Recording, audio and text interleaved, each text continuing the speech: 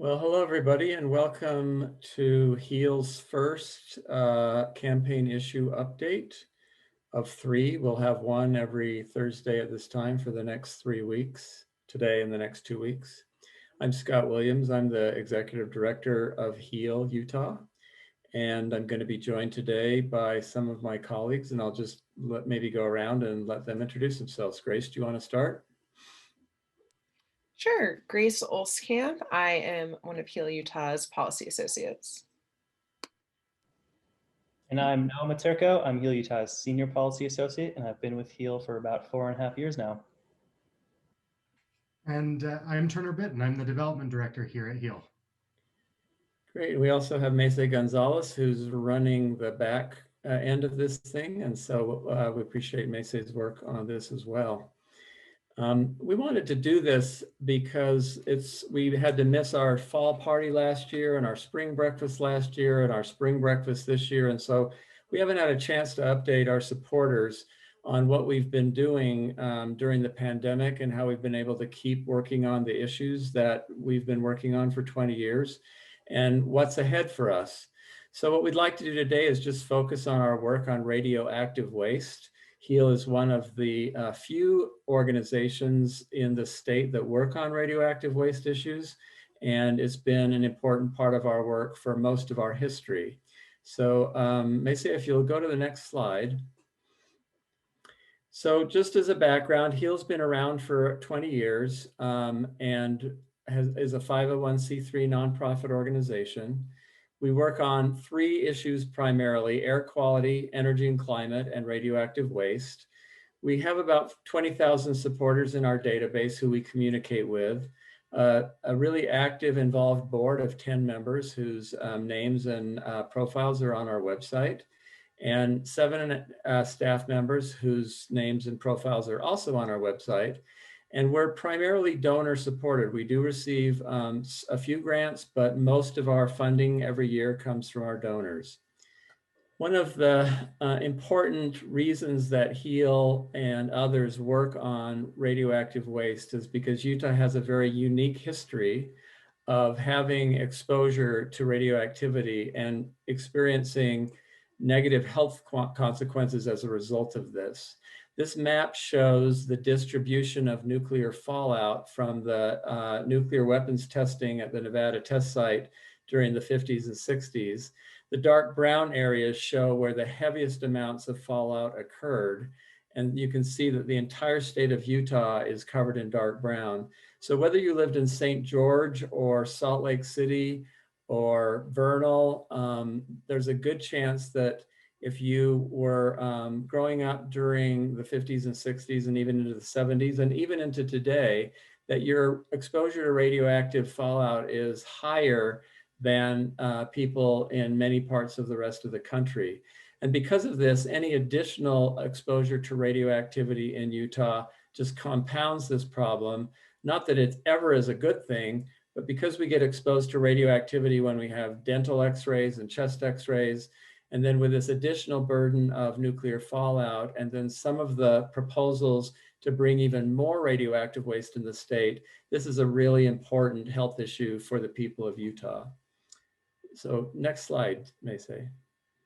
One of the important aspects of many environmental issues, but particularly the issues related to what we call the uranium fuel chain, which includes uranium mining, milling, enrichment, the use of fuel in nuclear power plants, and then the disposal of spent fuel rods, which is high-level nuclear waste, and other byproducts, is that much of this activity has occurred near or in tribal lands.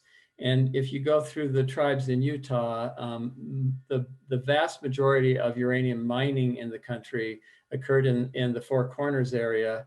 And I've been told over 200 abandoned uranium mines on the Navajo reservation that have yet to be mitigated.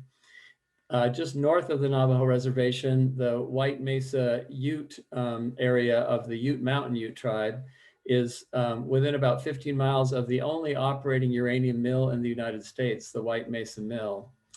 At one point, the federal government was trying to get the Goshoot tribe in Utah's West Desert out by the Great Salt Lake to agree to be the parking lot for the nation's high-level nuclear waste that is the byproduct of nuclear power plants.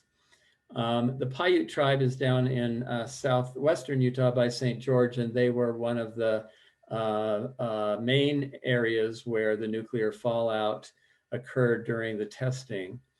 And then the Western Shoshone tribe has lands over near Yucca Mountain, where the country is proposing to dispose of nuclear waste. The Pueblo tribes down in New Mexico have also been exposed to Los Alamos National Laboratory and the waste that comes from there. And then finally, the Bannock Shoshone tribe up in Idaho is adjacent to the Idaho National Laboratory, where there's also nuclear facilities. So you can see that when we talk about environmental justice and we talk about the uranium fuel chain, almost every aspect of what we're talking about has some connection with one of the tribes. So why does HEAL work on this issue?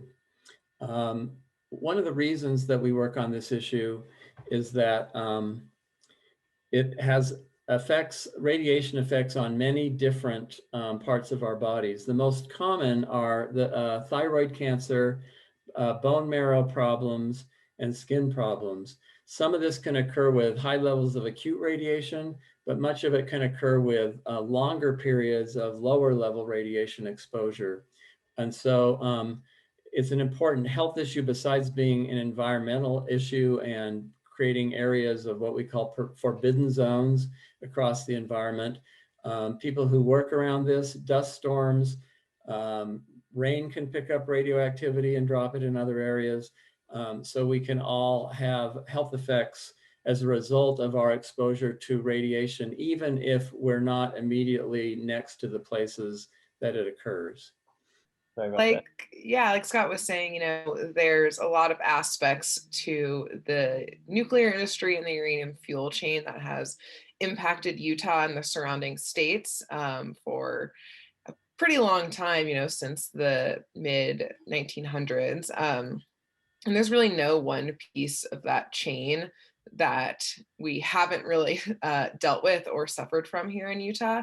So this is just a list of some of the active sites that are still issues here in the state. So you can see on the map, there's a couple of them are highlighted, such as the White Mesa Mill, which we'll be talking about a little bit later, and Energy Solutions site in Tooele County, which we'll also be discussing a little bit later today. But this is really just to highlight, that every process in creating, nuclear energy or different parts of, again, the uranium fuel chain do touch Utah. And that means it impacts not just, the groundwater, the air, the environment, but primarily the people who live in these areas.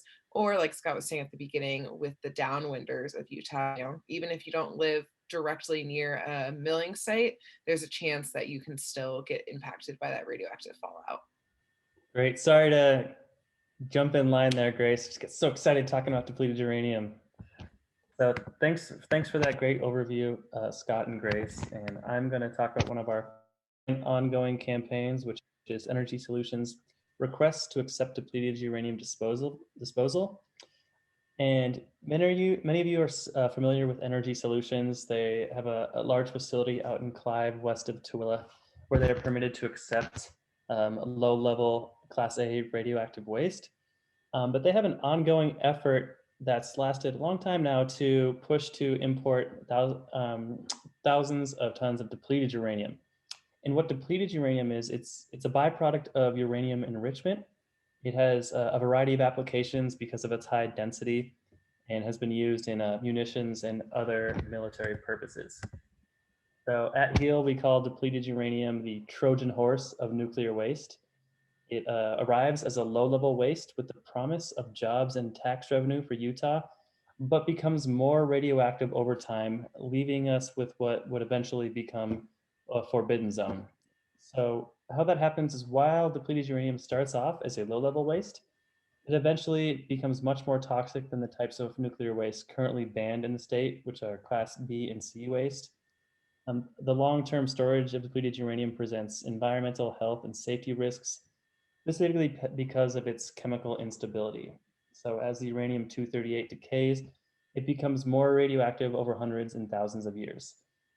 So this means that depleted uranium creates risks that will last for generations far beyond our own. This means that no matter how secure or safe energy solutions claims its facility is today, it is impossible to say what conditions in that area will look like in 500 or 1,000 or 5,000 years. So this is a loophole that Energy Solutions has done its best to obscure. So for well over a decade now, Energy Solutions has been trying to bring depleted uranium to the state. And on our part, to stop, I'm just going to start calling it DU now instead of the whole mouthful. To stop DU from coming to Utah, HEAL Utah has used a variety of approaches. We have consulted with experts on the technical parts of Energy Solutions proposals. We've amplified public voices to ask the Utah governor, whoever that may be, to ban at the time to ban DU from Utah entirely. And we've also pushed back against any bills that the Utah State Legislature that would influence the regulatory decision to bring DU into the state. And additionally, we'll respond directly to exemption requests at the Waste Management and Radiation Control Board that concern depleted uranium. And I just want to highlight one quick example. This was in 2019. One such bill was introduced, and that was House Bill 220. And the clear intent was to bypass current state law and ignore public health and safety for private business interests. As originally written, the bill aimed to effectively reverse Utah's 16-year-old ban on accepting Class B and C radioactive wastes. By lobbying hard and working with the governor's office and amplifying the voices of concerned Utahns, we were able to have the bill amended in meaningful ways that created a really high bar for Energy Solutions to gain approval for the importation of DU. And this sort of led us where we are today. Energy Solutions scrapped their original standalone depleted uranium application, is now in the process of revising their entire operating permit to include depleted uranium. So a draft of that has been submitted for certification of completion at the Department of Environmental Quality. And that is only the first step in what will be surely a long and involved process. So our work on this issue will continue and require much of our attention and resources for the foreseeable future. But we know, as Scott mentioned, we're one of the only groups working on this in Utah. So we'll continue to proudly be a thorn in the side of Energy Solutions while standing up for current and future residents of these areas. And I think the next slide shows the casks that this will be held in. So imagine saying that one of these casks could hold a radioactive material safely for 100 years or 200 years or 500 years or 1,000 years. It's definitely something you don't want in your backyard. So the next issue that we've been spending a lot of time on is a project that's been proposed to build a nuclear power plant in southern Idaho that would provide energy to several towns in Utah. Many of us receive our power from Rocky Mountain Power, but about a third of the state does not. They have power plants in their towns or a power system in their town that purchases power separately and delivers it to the members of their community. Some examples of these towns are Logan, Hiram, Lehigh, Kaysville, Bountiful, Hurricane, St. George. So there's many, many towns that up and down I-15 and then a few over in the southeastern part of the state that are not Rocky Mountain Power subscribers. These communities all form a association called the Utah Associated Municipal Power Systems, UAMPS, and they meet together to try to figure out how to get the best price on the power they purchase because their purchasing power together is better than it is individually. They also develop projects that they can all draw power from. About 5 years ago, UAMPS decided that with coal on the down slide, and they would need a replacement that would allow them to provide the power that they were going to be losing as coal plants were retired. And they made the decision that the best option for this would be to go with nuclear power, despite the fact that Renewables were becoming cheaper. Storage was on the horizon. All sorts of optimization of the power grid were going to be able to improve efficiency and the delivery of power. They became partners with a private company called NuScale, who was building a new type of nuclear reactor called a small modular reactor. These are, as it says, small modules that are then put in a kind of a manifold, so 12 modules in a plant that deliver about as much power as a fairly small power plant, about 600 megawatts.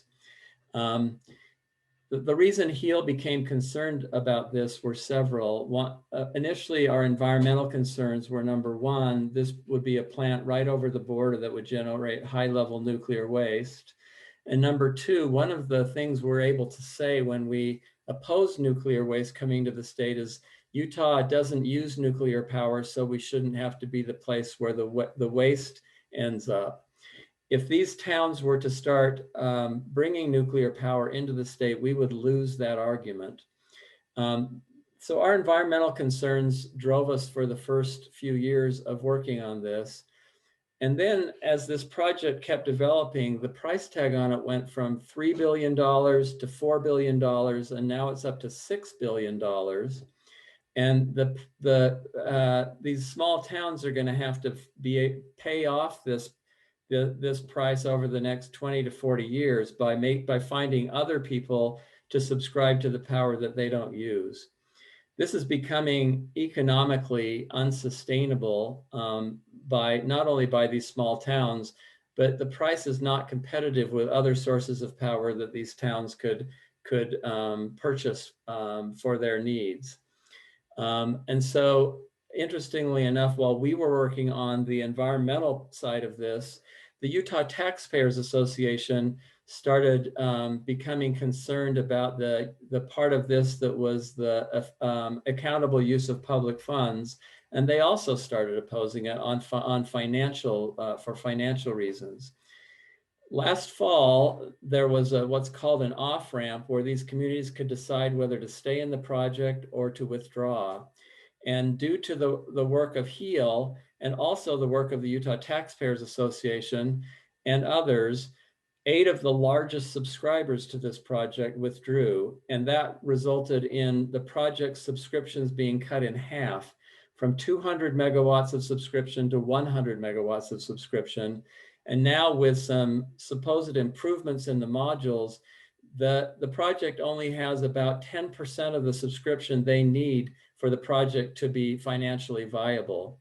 So last year was a huge victory for us in putting this project on the ropes, but this is a very well-funded proposal, and the entire nuclear industry is interested in seeing it succeed because the old nuclear power plants are starting to be retired, and there's really no future for the nuclear industry unless they can find a new technology like this. And so we're not at all pretending that we've won this battle, but we've certainly won the first round. And we need to do more work during this year until the next off-ramp in 2022 or 2023 to make sure this project doesn't succeed. This is another thing. This is the first of its kind project. So this is really a pilot project. And one of the sort of hints about why this is not a good idea is they've not been able to attract any venture capital funding. So if this was really something that had a future financially, you would think it would attract private investment, but it hasn't. So they're asking these small Utah cities and towns to actually act as venture capitalists investing in a technology that's never been proven. I talked about the ballooning of the budget, but also the deployment of this has gone from 2025 to have the switch flipped for power to be delivered to 2030. That would be for just the very first beta test of this plant. So any power they are going to deliver at a large scale would not come soon enough to address the most severe aspects of climate change, which need to be, the carbon emissions need to be reversed by 2030. And the chances that even if this were successful, they wouldn't have enough power plants around the country until 2040 or 2050. And so this isn't really either a clean, affordable, or timely technology that could contribute to our climate change solution.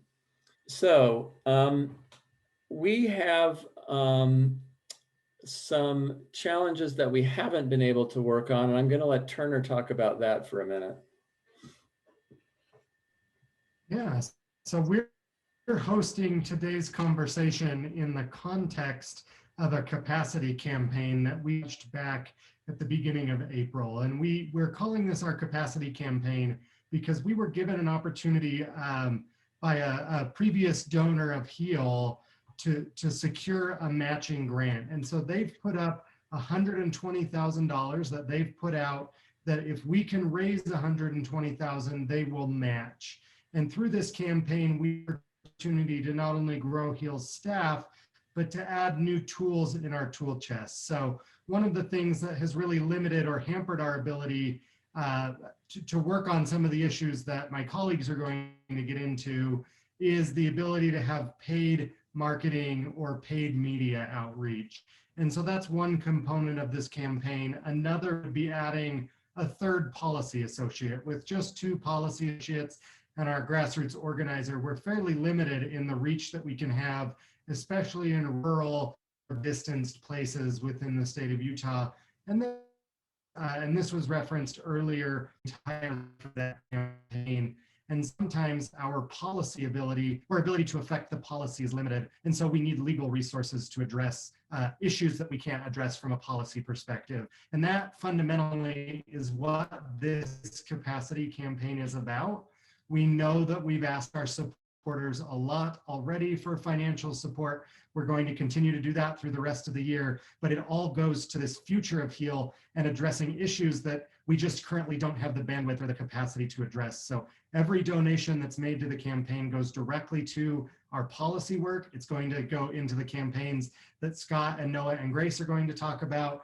And if you have the capacity and the ability, we would really ask for your support and financial contribution to the capacity campaign. And toward the end of the presentation, I can get into specific ways that you can support the campaign. But with that, we'll move on to the future of our policy work and what the capacity campaign will be supporting. Yeah, thanks, Turner, and thanks, Scott. Like Turner said, there's a lot of things that HEAL's had a hand in, but hasn't really had the capacity with, just 7 people to make a full campaign, even though the things we're about to talk about really deserve that level of attention and resources. So one of the things that maybe in the last year you've seen popping up in the news a little more is the White Mesa uranium mill. This is a mill owned by Energy Fuels in southern Utah. Specifically, it's located, I think it's about 20 miles between Bluff and Blanding, and it's only a few miles actually from the Yucca Mountain Ute tribe's White Mesa community.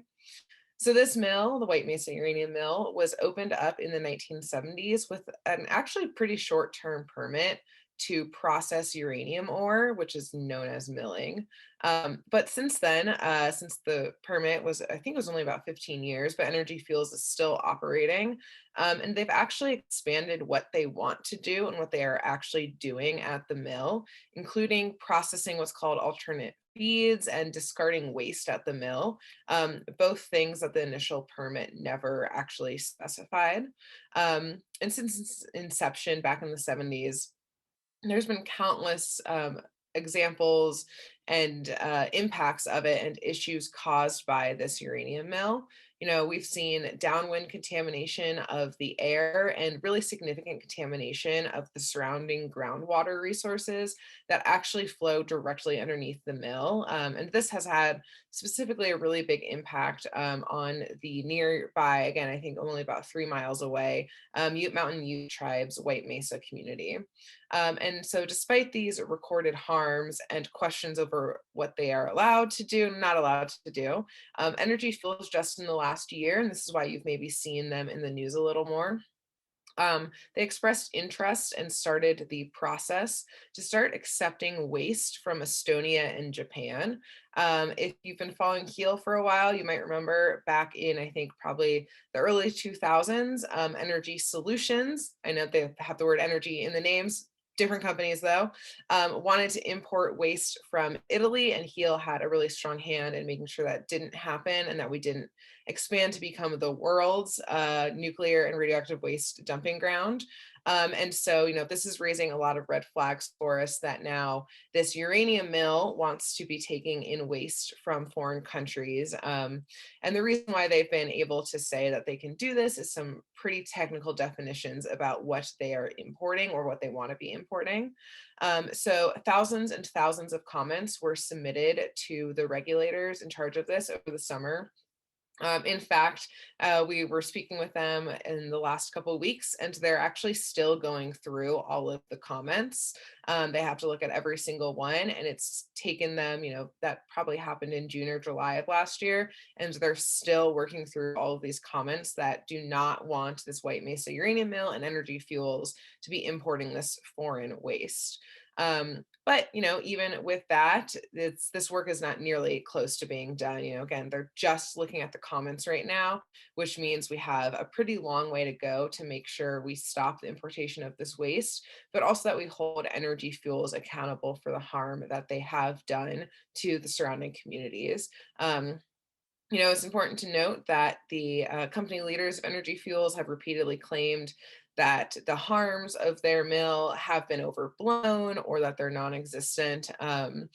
But there's pretty glaring evidence of the harm that they've caused. And with further funding, we really want to be able to increase our support of the local organizing that's been going on around this mill, but also increase our technical expertise. This is going to be a really heavily regulatory process, probably a lot of technical back and forth with permits, with the regulators, with submitting our own technical comments, even paying attention to some of the things happening at the federal level with the Nuclear Regulatory Commission.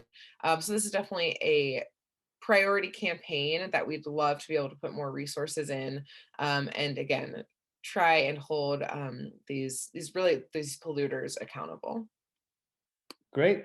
So yes, I'm going to talk about uranium mine cleanup in the Four Corners and Navajo region. And the uranium mine, that's really the beginning of the uranium fuel chain that Scott briefly mentioned at the beginning of our discussion today. And it's arguably one piece in that fuel chain that's the most harmful today in terms of human cost. Sorry, Noah, Mesa, can you go up one more slide, please? There you go. Perfect. And I believe this is a map made by former HEAL intern Riley, and he's just did great work for us as our GIS intern, and it's really been useful. So shout out to Riley. So throughout the last 100 years, Utah's southern deserts and the Four Corners areas have been at the epicenter of numerous uranium booms and busts. During these booms, the Atomic Energy Commission was a lot more interested in making sure that there was a steady supply of uranium ore than they were interested in creating requirements for a plan of operations or reclamation after those mines shut down. So as you can imagine, this policy resulted in scores of abandoned uranium mines, the majority of which sit within the southeastern corner of the state. Sort of dated by now, but a 2013 Department of Energy report noted at least 250 abandoned uranium mines in Utah's Grand, Emery, and San Juan counties alone. And each one of these abandoned mines represents a danger to human and environmental health. Having open portals and shafts to these mines in a desert climate means that there's easy transportation of radioactive material through dust and wind. There's easy transportation through that material through the high likelihood that it leaches into streams for drinking water, or it leaks into groundwater or aquifer sources, which is sometimes the main source of water for people in that area. So all of this leads to multiple paths for radioactive exposure to unsuspecting human life and also to wildlife populations. And of course, given the area, many of the abandoned mines are also located on or near tribal land. The communities and government programs in these areas have been struggling to deal with the environmental and public health consequences caused by these mines. The result has been needless exposure, sickness, and an ongoing injustice for generations. So if you take the chance to listen to the voices of the peoples in these communities who have lost loved ones due to illness caused by this exposure, those voices tell heart-wrenching stories, and those stories continue today. So what is needed is the proper assessment of abandoned mines, and then the funds to actually clean them up. And this has to happen at the government level. So HEAL recognizes that people and groups in Southern Utah have been working this issue for decades, and we would like to see us be able to contribute what we see our obligation in aiding this work where we can. So currently we've been only able to engage with this work piecemeal and through some of our allied individuals and organizations in the area. But a more thorough commitment to this work would help contribute to correcting one of Utah's long-standing injustices. So that is a brief overview of the uranium mine cleanup issue in that area, and it's one fraught with human stories and policy failures throughout its history. So finally, of our three under-resourced campaigns related to radioactive waste, White Mesa Mill, abandoned uranium mines, the third one is the issue related to the Yucca Mountain nuclear waste repository. The locations on this map with the radioactivity circle signs are all places where there are nuclear power plants. On each of those nuclear power plants sit 30 or 40 years worth of spent fuel rods. And just like the term depleted uranium is misleading because it isn't really depleted, it's going to be more radioactive. The term spent fuel rods is misleading because these fuel rods are only spent in the notion that they can no longer provide enough heat and steam to power a nuclear power plant, but they're highly, highly radioactive still. And in order to decommission them, they have to sit in a pool of water. They're so hot thermally, they have to sit in a pool of water for 20 years. And then they're brought out of the pool of water and put into casks and stored in piles on the site of the nuclear power plant. Many of these plants are near large cities or near large bodies of water, and the communities where they exist don't want these high-level nuclear waste repositories in their community anymore. And so there's been an attempt by the United States to find a place to put this nuclear waste, because right now, once the nuclear fuel is spent, it becomes the Department of Energy's problem to figure out what to do with it. So there was a long political process that I won't go into, but the result of that was that a deep cavern near Nevada called Yucca Mountain was selected as a place to do what's called deep geological storage. But in order to do that, Yucca Mountain had to be prepared in extensive ways.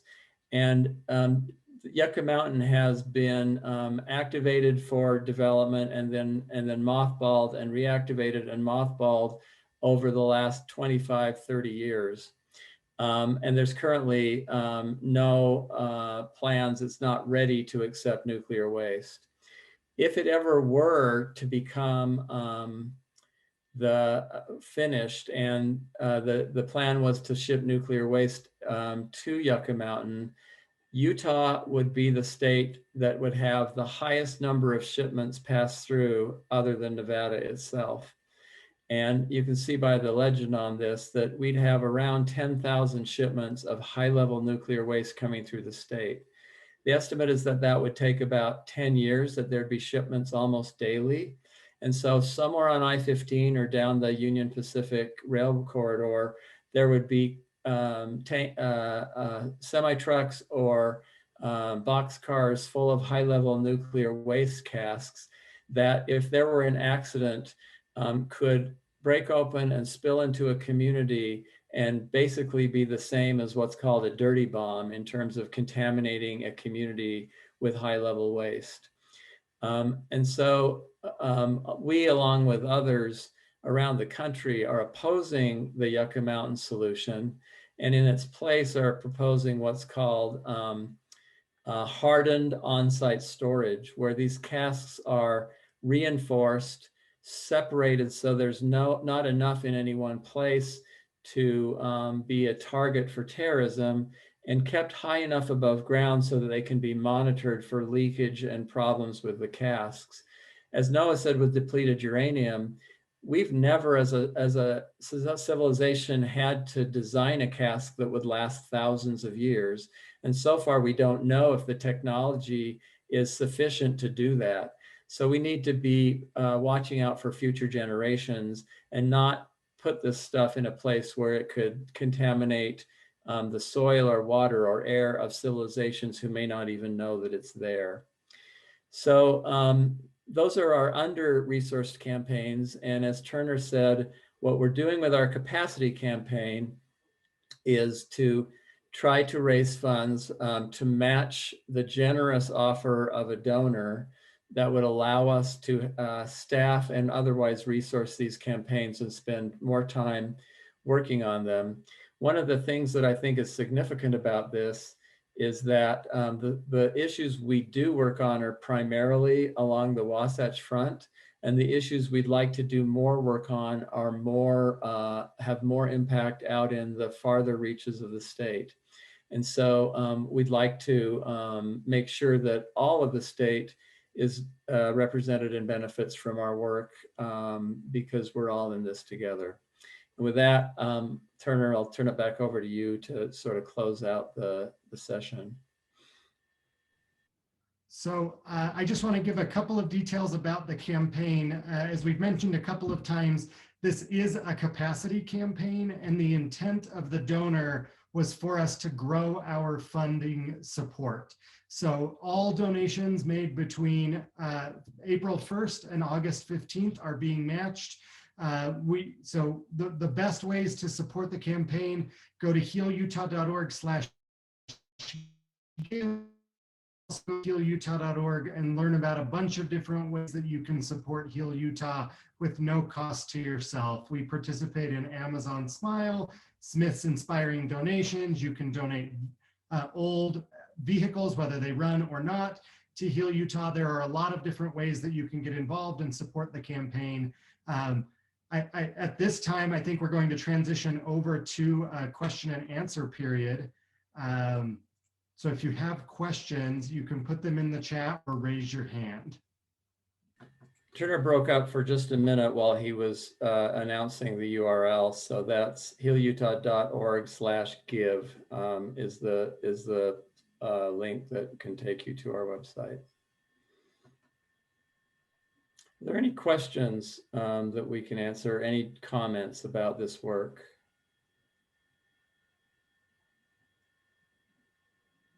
We'll give it just a few minutes. Sometimes the technology is a little tricky to figure out. Well, seeing none, I think we'll close this out. If anybody does have questions or wants to interact with us more on this issue, you can go to our website, go to the staff page, and we are all reachable.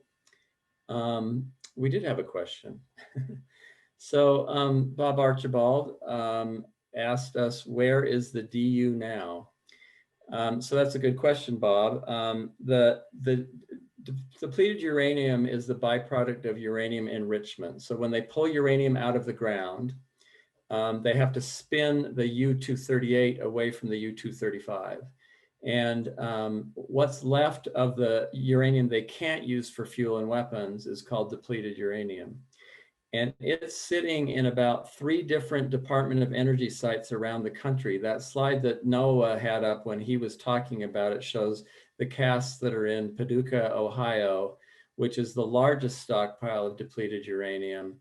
But there's also a site in Kentucky, and I believe there's one in New York.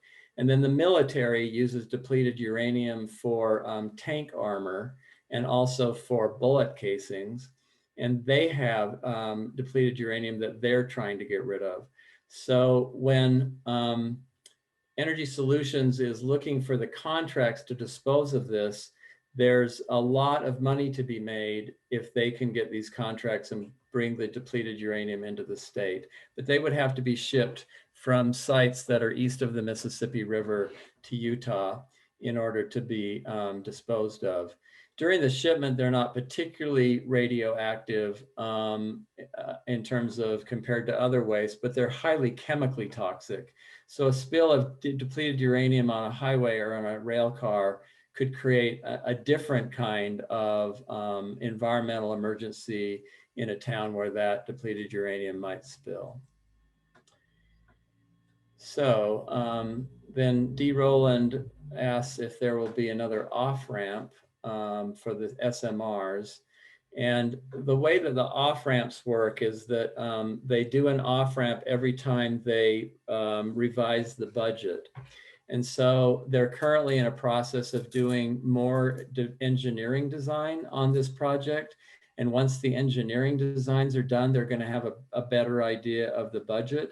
And so once the budget changes, then they have to give the participants another opportunity to withdraw. So it's not exactly known, but we're expecting that it'll be in 2022 or possibly 2023. And we also are expecting that the budget will balloon significantly beyond the $6.1 billion where it currently is now.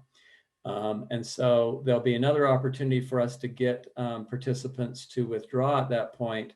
But in the meantime, our task is to try to get new participants not to sign up. So UAMPS is shopping this around the Intermountain West, trying to get other utilities that aren't UAMPS members to subscribe to the power. And they're also trying to keep the ones that didn't withdraw on board. And they're also trying to get the ones that did withdraw to come back in. So even though there's not an off-ramp between now and 2022, HEAL still needs to be active in this campaign to maintain the gains that we were able to get last fall and to try to prevent them from regrouping with another set of participants.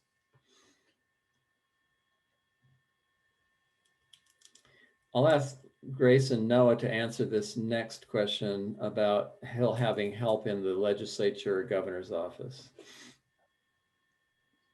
Yeah, I can start. You know, some of HEAL's best allies at the legislature are honestly, sometimes they're moderate Republicans who want to use their position in the majority party to help shift common sense policy.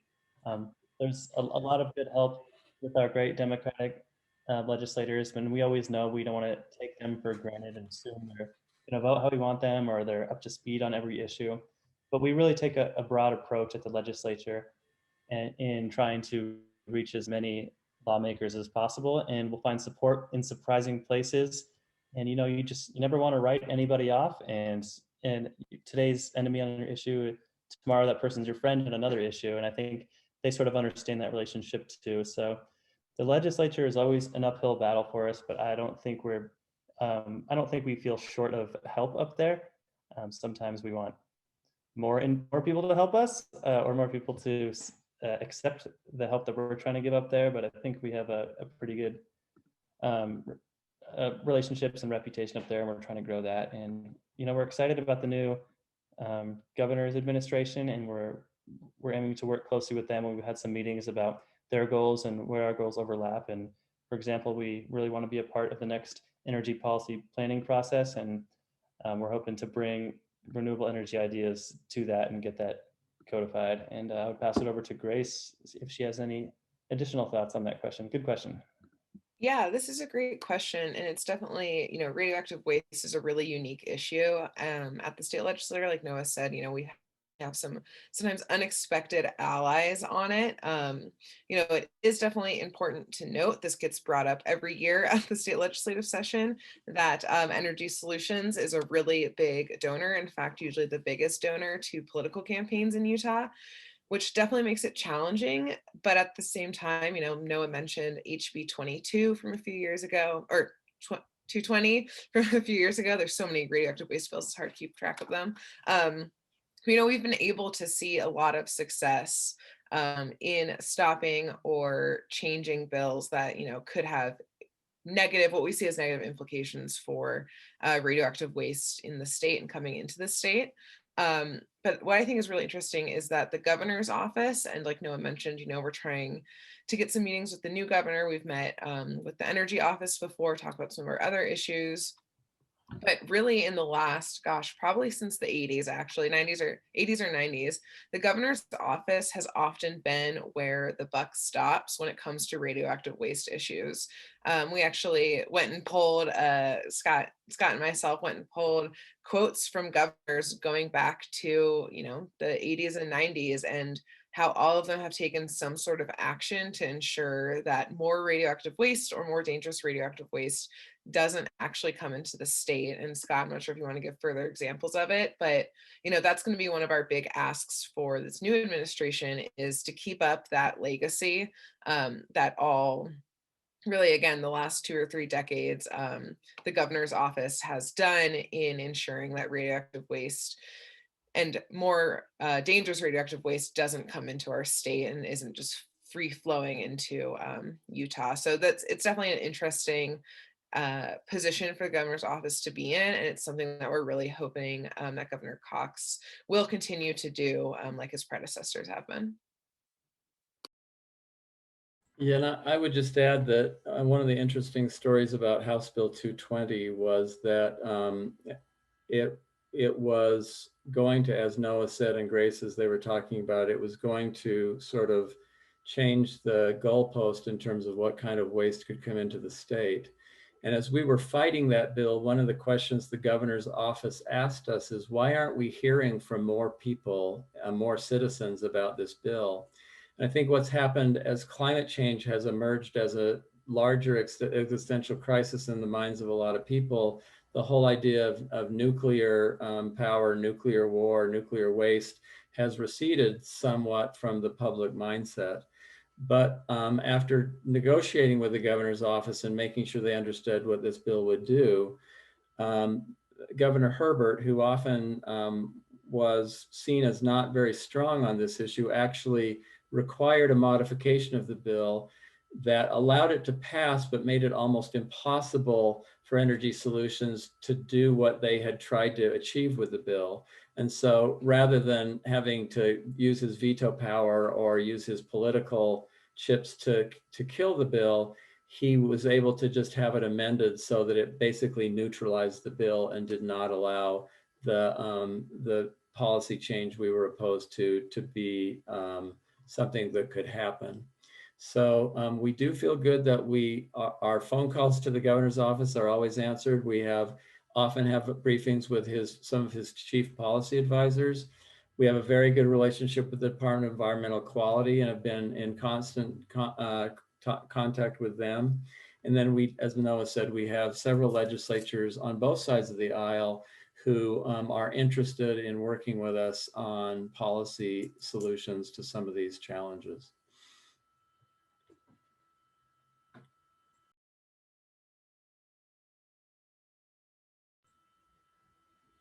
Well, those are great questions, and we're getting close to the end of our hour. So unless there are more, I will go ahead and tell everyone thank you so much for joining this.